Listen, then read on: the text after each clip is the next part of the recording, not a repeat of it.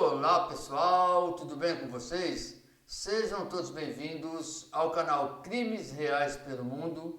Eu sou Adenilson Garcia e estamos aqui para reagir a mais um caso criminal. Mas antes de reagirmos a esse caso aqui, eu quero já pedir para vocês estarem aqui ajudando esse canal com o seu like, o seu comentário e também se inscrever.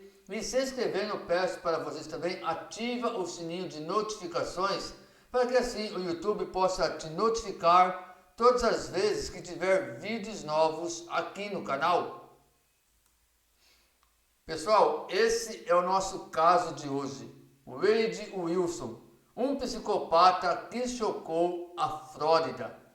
Realmente isso, pessoal, um caso aí que chocou toda a Flórida.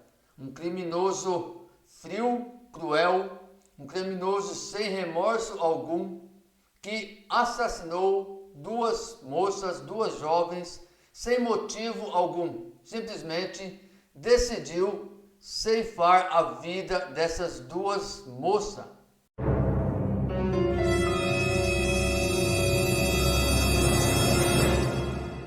Wade Wilson, esse é o nome mais presente nas mídias sobre crimes reais nos últimos dias, não é? Olha pessoal, eu nem ia fazer esse caso, tá? Porque só de olhar pra cara desse sujeito aí já me dá um certo asco.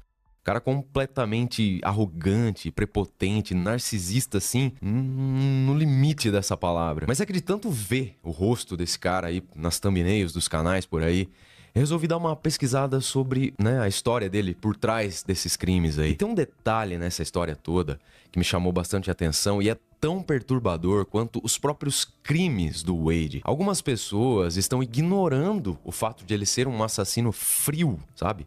Um cara completamente desprovido de qualquer senso civilizatório. Narcisista, como eu falei, né? Uma psicopatia latente aí que ficou evidente, na verdade, no seu julgamento, né? Um cara completamente frio, sem remorso nenhum por fazer o que ele fez, né? Cometeu crimes bárbaros. E essas pessoas estão passando pano, falando que ele é muito bonito para ser condenado à pena capital, sabe? As pessoas não se colocam na posição dos familiares dessas vítimas que foram brutalizadas. Uma situação completamente lamentável, né? Eu realmente achei que era só uma brincadeira de mau gosto, né? Todos esses comentários aí. Mas se você olhar, né? Dar uma vasculhada, você vai perceber que são pessoas reais mesmo, sabe? Eu não sei se as redes sociais têm tirado as pessoas... Não sei não. Isso é um fato, né? Acho que tirou um pouquinho as pessoas aí da... As pessoas estão perdendo a noção, né, do limite das coisas. Tem essa questão também da glamorização do crime, né, que algumas pessoas fazem. É tudo muito lamentável, né, porque penso eu, um canal de True Crime, ele tem um objetivo de ser, né. Pelo menos aqui, eu faço questão de manter a linha editorial. Todo caso tem uma lição por trás dele, sabe? Então as pessoas realmente estão vivendo aí num mundo de fantasia, onde, isso não me atinge, então foda-se, entendeu? O resto é resto. E é muito lamentável, enfim, foi por isso que eu resolvi contar essa história aqui pra vocês, né? E também gostaria de saber a opinião de vocês sobre tudo isso que envolve essa história. Mas claro, pessoal, que tudo isso que eu comentei aqui não é unânime, tá? Óbvio que tem pessoas muito revoltadas com tudo isso também, como eu acabei ficando quando conheci, não é? Sobretudo, eu trouxe o caso pra expor quem de verdade é esse Wade Wilson, quem realmente ele é. E olha, não há nada de belo nele, tá? Absolutamente nada, né?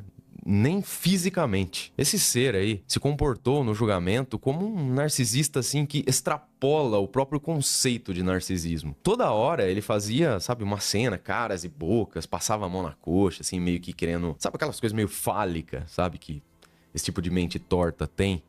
Sabe, eu pensei assim, ou é fingimento de alguém que é realmente desequilibrado, uma pessoa que pode até ser desestruturada, quebrada emocionalmente, ou a gente tá diante realmente de um psicopata ímpar. O Wade, pessoal, desde sempre se fez de vítima, tá? Ele dizia que agia dessa forma aí porque ele não cresceu com uma família que o amasse, o que é mentira, tá? Segundo a afirmação dele próprio, isso aí, que ele não era amado. Existe um episódio complicado mesmo na vida dele, que é o fato dele ter sido adotado quando bebê, né? Mas se a gente olhar o contexto, os pais biológicos dele eram muito jovens, adolescentes, sabe? Praticamente crianças, né? 13, 14, 15 anos, as fontes falam aí. E assim, então quando ele nasceu, percebeu-se, ele acho que no contexto que não teria condição, resolveu-se dar a criança para adoção. E ele foi inserido num contexto onde ele recebeu, sim, carinho, amor, educação. Os pais adotivos do Wade são a Candy e o Steve Wilson,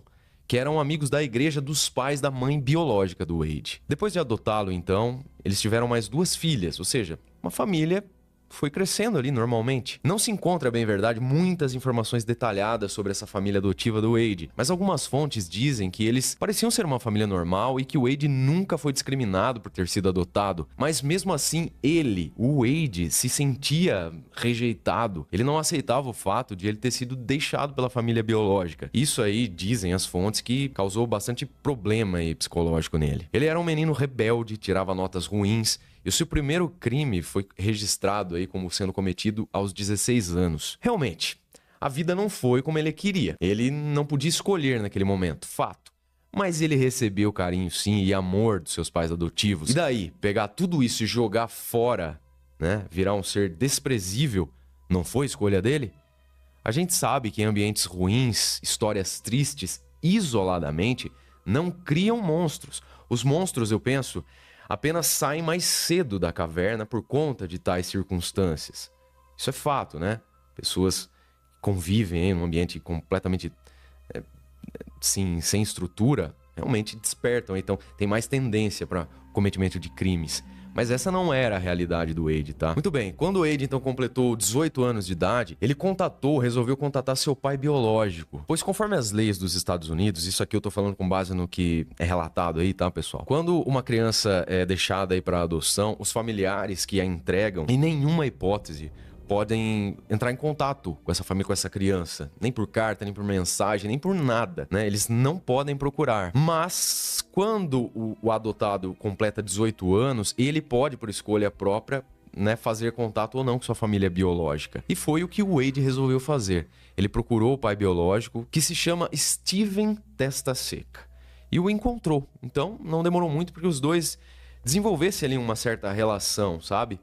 Mas eles não ficaram muito próximos. Eles trocavam telefonemas com alguma frequência, porém, com o passar do tempo, o Steven, o pai biológico, começou a perceber que o Wade só procurava por ele quando ele estava precisando de ajuda, principalmente ajuda financeira. E foi justamente em uma dessas ligações aí que essa história perturbadora do Wade veio à tona.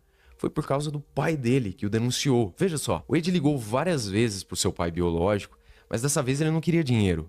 Mas ele queria, de certa forma, ajuda, né? Ele ligou e começou a confessar os terríveis crimes que ele tinha acabado de cometer. O Steven, o pai, disse depois, né, nas suas entrevistas aí, que o Wade dizia que era um assassino. Ele disse que tinha sufocado uma mulher depois que ela tinha ido dormir. Depois ele saiu, encontrou uma mulher na rua e também disse que fez o mesmo com ela, depois atropelou várias vezes. O pai biológico do Wade, a princípio, ficou meio confuso, né? Ele não sabia se o cara tava falando a verdade, porque ele disse também nessa entrevista que o Wade era um cara paia, sabe? Contador de história, goela. Então ele achou que era só uma história, que não tinha um fundo de verdade. Mas, em algum momento ali, depois, foram algumas ligações que ele fez, o Steven colocou o telefone no viva voz para que a mãe biológica do Wade pudesse ouvir também tudo que ele falava. E a partir daí, a mulher começou a passar as informações para a polícia. O Steven então perguntou ao Wade onde ele estava, mandasse a localização ali para que ele pudesse enviar um Uber até ele. Mas ele não fez isso. Ele forneceu a localização do Wade às autoridades, à polícia. E assim o Wade Wilson, em 8 de outubro de 2019, foi detido. Mas, galera, vamos conhecer melhor, então. Tudo isso aqui foi uma introdução de tudo que aconteceu. Vamos conhecer em detalhes, então, os crimes desse sujeito. Vamos aos fatos.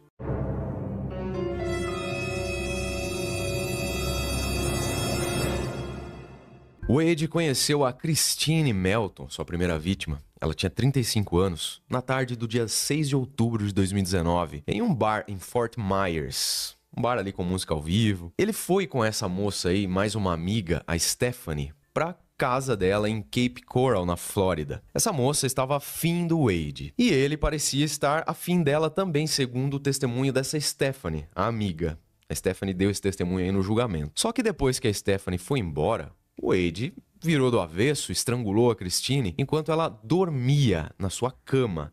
Então ele roubou seu carro. O corpo da Christine só foi encontrado no dia seguinte dentro da casa dela. Ela estava amarrada e com sinais de luta. Suas unhas estavam quebradas e havia hematomas internos e externos, Ou seja, a moça estava dormindo quando o Wade a atacou, mas ela, de certo, acordou e tentou lutar ali por sua vida, né?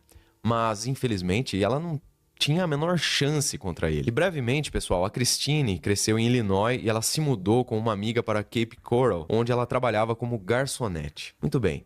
Horas depois, então, depois do cometimento do crime, o Wade, usando o carro da Christine, que ele roubou, saiu aí pela rua, dominado pelo seu passageiro sombrio do mal, e atacou dessa vez a Diane Ruiz. O Wade parou o carro, chamou a Diane ali perto para perguntar para ela sobre uma região que ele queria ir ali por perto. Quando a mulher de 43 anos, que era mãe de 2 filhos, se aproximou e depois tentou ir embora, o Wade atacou a moça estrangulando. Porém, ele, ao perceber que a sua vítima ainda estava viva, empurrou a mulher para fora do veículo. Ele começou a passar com o carro por cima dela. É dito aí que ele passou, umas 20 vezes por cima dela, né? Tem até algumas pessoas colocaram aí que ela virou um espaguete, não é? Depois ele mesmo diz isso. O corpo da Diane foi encontrado 3 dias depois, em um local aí abandonado perto de uma loja da Sam's Club. Os urubus, né, abutres, que ficam circulando normalmente, né, carcaças, enfim, cheiros ruins aí provenientes de corpos em decomposição, foram eles que denunciaram às autoridades que já estavam à procura da mulher onde ela estava. A Diane foi encontrada com o rosto machucado e as unhas quebradas também em um terreno baldio debaixo de alguns arbustos. Ela também estava com o nariz quebrado e quase uma dúzia de costelas fraturadas, conforme relatou o procurador adjunto Andreas Gardner. Pois é, pessoal, a Diane era mãe e noiva. Ela foi descrita como uma mulher muito trabalhadora, atenciosa, não fazia mal a ninguém. E ela trabalhava como bartender no Muse Lodge, em Cape Coral. E ela nunca faltou em nenhum turno do trabalho em 5 anos. Era uma pessoa bem querida ali. Muito bem. O assassino, então, que tinha 25 anos quando tudo aconteceu, continuou dirigindo o carro que ele roubou da Christine. Já tinha feito 2 vítimas e foi até Fort Myers, onde ele atacou a sua ex-namorada Melissa Montanez. No julgamento do Wade depois, essa Melissa afirmou que estava furiosa pelo Wade ter levado o carro dela na noite anterior e que ela só queria o carro de volta. Mas quando ele chegou lá, eles começaram a discutir, né? Teve ali insultos, agressões, intimidações. A mulher relatou que o Wade bateu nela depois e também tentou estrangulá-la. Mas além disso, ela disse que o Wade tinha a intenção de tirar a vida dela e depois tirar a própria vida. Mas sabe-se lá por quê, ele do nada aí no meio desse ataque resolveu mudar de ideia. E segundo essa vítima aí que conseguiu sobreviver, olha só que bizarro. O Wade teria 2 faces, Dr. Jekyll e Sr. Hyde. Olha o que ela disse. Ele pode ser o cara mais doce que você vai conhecer na vida, mas ele também pode ser um monstro. Como vocês podem perceber, pessoal, apesar de eu estar resumindo aqui todo o caso pra vocês, o Wade era muito desequilibrado mesmo, né? Ele tinha uma patologia realmente complexa aí no cérebro. Minutos depois, então, o Wade fugiu da Flórida no carro roubado e dirigiu até Ohio, onde ele invadiu a casa da Fanny e do Kent Amlin, um casal de aposentados. E depois, ele fez as tais ligações aí pro pai biológico, onde ele acabou confessando tudo e foi preso no dia 8 de outubro dentro de sua própria casa com diversas bebidas alcoólicas. E como acontece seguidamente, não demorou para que o Wade mudasse toda a sua história. O Wade falou já de dentro da prisão, afirmando que não teve envolvimento nenhum nas mortes da Christine Melton e nem da Diane Ruiz. Nessa nova versão, ele garantiu à jornalista Delia Dambra que a Christine estava viva e bem quando ele deixou a mulher em sua casa, e depois ele apenas deu carona para Diane e levou a mulher até um ponto de ônibus e depois foi embora. Além disso, ele ainda disse que concordava que as mortes delas eram realmente trágicas e tristes, mas que ele sabia o que tinha feito e o que não tinha feito. E aqui não dá pra pensar outra coisa que não seja... É sempre assim, não é? Por pura coincidência, as vítimas aí, quando se encontram com seus futuros assassinos, estão sempre bem quando eles deixam essas vítimas na casa, no trabalho, no parque, seja lá onde for, né? Elas estão sempre bem. Aí o assassino, que se diz inocente, vai embora e do nada essas pessoas são vítimas de crimes bárbaros, não é? 14 facadas, passa 20 vezes com o carro por cima, queima o corpo, enfim. Tô dando só exemplo, tá, galera? Não tô falando que foi isso que aconteceu aí, mas vocês entenderam, né? O raciocínio é sempre assim, não é? Óbvio que eu sempre falo pra vocês, tudo isso certamente já é sob influência da defesa, né? das argumentações jurídicas aí. Só que, felizmente, em algumas vezes, de nada adianta essa mudança de versão, não é? E no caso do Wade, realmente não adiantou. Pois, desde o início, o caso contra ele se tornou um acontecimento midiático, devido à brutalidade que ele utilizou nos homicídios, bem como a sua aparência física e seu nome. Pois, provavelmente, se você é fã aí de revistas, em quadrinhos ou filmes de ação, já deve ter sacado que o assassino tem o nome aí, homônimo do alter ego do Deadpool, não é? E rapidinho aqui, só pra contextualizar, quem não acompanha esse universo, principalmente, não é? Deadpool, ou Wade Wilson, é um personagem fictício do universo Marvel que atua geralmente como anti-herói e ocasionalmente como vilão. É um mercenário canadense que é marcado por ser, né, um falastrão, violento e principalmente por ser comediante. E a partir disso ele ficou conhecido como mercenário tagarela. Tem também o fator de ele se curar, né, sobreviver aí aos piores ferimentos. Ganhou-se as manchetes aí o caso do Wade por causa de ser aí o Deadpool, né, mas também pela sua suposta beleza, não é? Bem, por outro lado, nestes quase 5 anos de prisão, o Wade acumulou outras acusações. Isso tudo foi anunciado pelo próprio gabinete do xerife do condado de Lee. Há outra série de crimes não relacionados, disse a autoridade, incluindo uma tentativa de fuga da prisão e registros judiciais que o conectam a uma gangue de supremacia branca denominada Imperdoável. Quando você olha aí a carinha do sujeito, vocês já podem, né, tirar suas próprias conclusões. Nos últimos anos, o homem também mudou sua aparência com tatuagens no rosto, com símbolos, letras, frases e mais. Além da sua aparência, o seu comportamento durante os julgamentos também gerou bastante polêmica, pois alguns utilizadores das redes sociais passaram a descrever como sem alma, como presunçosa todas as atitudes dele, né, devido a um ligeiro sorriso que apareceu no seu rosto. As pessoas descrevem assim, né, mas ligeiro sorriso, galera. Pô, olha aí as filmagens dos julgamentos. Pô, me ajuda aí, Ricardo Ventura, faz a leitura fria do rosto do sujeito. Ele nem fazia esforço, né, galera, pra esconder o quão sádico ele é. Na verdade, ele agia como um psicopata clássico mesmo, que sente prazer ali, né, em estar sendo julgado pelas atrocidades que ele fez, né? Dá pra ver no semblante dele, sabe aquele olharzinho, sabe? Narizinho em pé, arrogante, narcisista. Aquela história toda que eu falei pra vocês lá na introdução, né? Ficava passando a mão na coxa, meio como quisesse chamar a atenção, né, das fotografias pra essa parte do corpo dele. Um negócio assim assustador o comportamento dele. A certa altura, a defesa dele chegou a pedir que ele cobrisse as tatuagens no rosto ali com maquiagem, né, pra não chamar tanta atenção dos jurados no tribunal do júri. Pois, né, a instrução aí da defesa era que tudo isso aí no rosto dele poderia parecer questionável para os membros, né? Principalmente para as pessoas que iriam decidir o destino dele.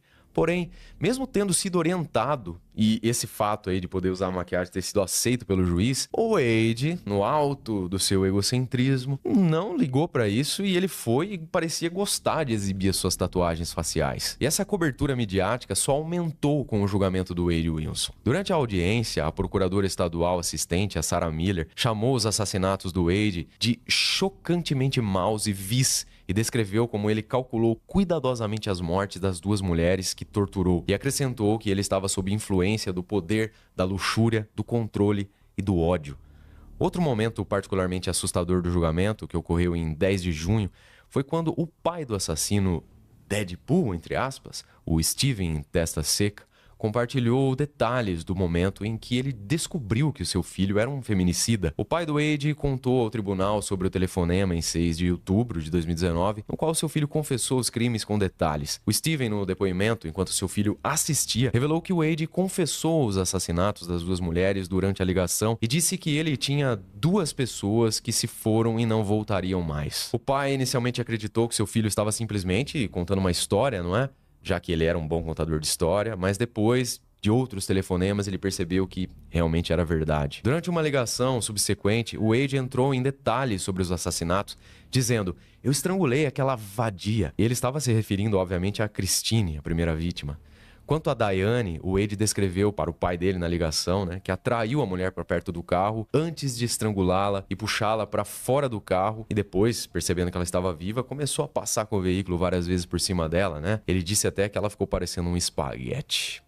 Quando questionado pelo tribunal sobre o comportamento de seu filho durante as ligações, o Steven disse que o Wade estava animado, com suas ações e acrescentou que não parecia demonstrar qualquer remorso. E não dá nem pra duvidar, não é? Ele está claramente animado aí no seu próprio julgamento, né? Parece que ele sente prazer, uma espécie de prazer doentio em se mostrar um assassino terrível.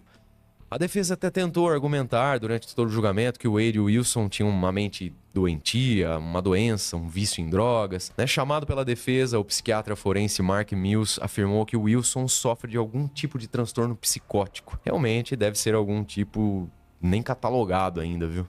Mas a promotora, a Sarah Miller, manteve-se firme e disse aos jurados que não era aceitável que uma doença mental tivesse levado esse assassino a fazer o que ele fez com aquelas mulheres. Assim, no início de junho, dia 12, 10 dos 12 jurados do Tribunal do Condado de Lee votaram e ele foi considerado culpado pelos homicídios das duas mulheres.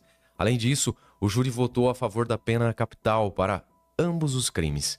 No entanto, a decisão final é feita por um juiz e isso deveria acontecer agora no dia 23 de julho, mas essa decisão acabou sendo adiada. Presente durante a leitura do veredito, o comportamento do Wade era, como vocês viram, presunçoso, sorridente. Ele meio que não se importava. E tudo isso acabou viralizando nas redes sociais e causando essa repercussão que eu comentei com vocês no início do episódio e que inclusive foi um fator ensejador aí de eu trazer esse caso pra vocês. Como eu disse, pessoal, o juiz deveria ter sentenciado o Wade em 23 de julho, quando ele decidiria se ele iria pra pena de morte ou não.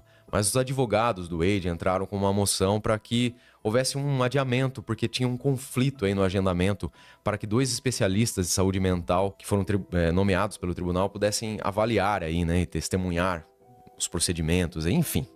Os caras estavam tentando levar aí com a barriga, né, uma data mais pra frente. O juiz acatou e adiou a sentença para o dia 27 de agosto. E é claro que eu vou atualizar vocês quando isso acontecer. E mais uma curiosidade é que os condenados à morte na Flórida podem escolher entre os 2 métodos de execução. Por padrão, as sentenças são executadas por injeção letal, mas a pessoa condenada pode escolher a morte por eletrocução. E se a sentença de morte for mantida, o Wade se juntará a uma lista de 276 homens condenados a pena capital. As execuções na Flórida, tanto por injeção letal ou por cadeira elétrica, são realizadas na Câmara de Execução da Prisão Estadual da Flórida, em Hayford.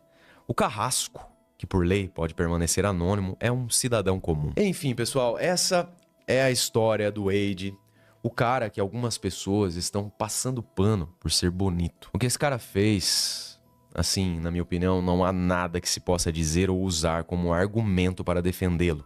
Eu não tô falando aqui, tá, de questões legais aí, dos procedimentos de execução penal. Eu falo aqui de questões mais humanas, sabe? Moral, civilidade e tudo mais, né? Que é o que mais me chamou a atenção aqui, principalmente o comportamento das pessoas que estão repercutindo o caso. Se existe alguém que realmente pensa o contrário disso, olha, eu lamento, mas é tão podre quanto o próprio. Por mim, na verdade, eu nem faço questão da pena capital. Poderia ficar em perpétua, que eu acho até que é mais adequado para ele. Mas, claro, se você discorda, por favor, deixa aí no espaço terapêutico dos comentários. Aliás, eu quero saber a opinião de vocês a respeito de tudo isso, né? Se vocês acham que ele deve ser condenado à pena capital, perpétua. O que vocês acham sobre essa repercussão? Sobre algumas pessoas que comentaram, né? Que ele é muito bonito, etc e tal. Não deveria ser condenado à pena capital. Chega a ser asqueroso, não é, pessoal? Pessoal, então esse foi o nosso caso de hoje. Espero que vocês tenham gostado desse caso, desse conteúdo. Como vocês puderam ver aí, esse vídeo é lá do canal Marcos Campos. Eu vou deixar o link na descrição aqui do vídeo para depois você acessar esse canal pelo link e conhecer aí o trabalho aí do Marcos Campos, né? Um trabalho sério que ele traz casos reais, né, aí voltado pelo mundo todo, e vocês com certeza vão também aí gostar e muito do conteúdo aí do canal dele. Então espero que vocês tenham gostado do conteúdo. Lembrando vocês aí, não se esqueçam do like de vocês, de compartilhar esse vídeo e também o seu comentário. Comenta aí o que você achou desse conteúdo, o que você achou aí, né, desse caso. Pode comentar aí, fique à vontade para o seu comentário. E também você que não é inscrito, por favor, se inscreva, ative o sininho de notificações para que assim você possa ajudar esse canal a crescer. Beleza, pessoal? Então, até o próximo vídeo e assim fui. Um abraço a todos.